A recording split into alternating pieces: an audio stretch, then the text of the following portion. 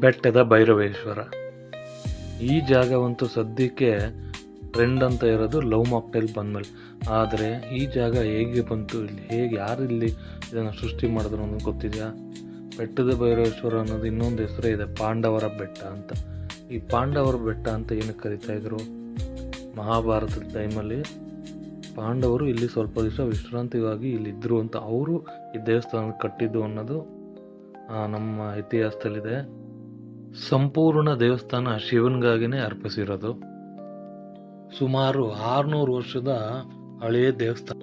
ಇನ್ನಿದು locate ಆಗಿರೋದು ನಮ್ಮ western Ghats, ಅಂದರೆ ನಮ್ಮ ಸಕಲೇಶ್ಪುರದ ಹತ್ತಿರ. ಅಲ್ಲಿ ಹೋಗ್ಬಿಟ್ಟು ನೀವು ಮ್ಯಾಪ್ ಹಾಕಿದ್ರೆ ಆರಾಮಾಗಿ ಗೈಡ್ ಮಾಡುತ್ತೆ, ಇಲ್ಲಿಗೆ ನೀವು ರೀಚ್ ಆಗ್ಬೋದು. ಬ್ಲಾಗ್ನ ನನ್ನ ಚಾನಲಲ್ಲಿ ಅಪ್ಲೋಡ್ ಮಾಡಿದ್ದೀನಿ. ನನ್ನ ಚಾನಲ್ ಓಪನ್ ಮಾಡಿ ನಾನು ಕಂಪ್ಲೀಟ್ ಬ್ಲಾಗ್ನ ಬೇಕಾದ್ರೆ ನೋಡ್ಕೋಬೋದು. ಲೈಕು, ಶೇರು, ಕಮೆಂಟು, ಮತ್ತು ಇನ್ನೂ ನನ್ನ ಚಾನಲ್ನ ಯಾರು ಸಬ್ಸ್ಕ್ರೈಬ್ ಮಾಡ್ಕೊಂಡಿಲ್ಲ ದಯವಿಟ್ಟು ಚಾನಲ್ನ ಸಬ್ಸ್ಕ್ರೈಬ್ ಮಾಡ್ಕೊಳ್ಳಿ.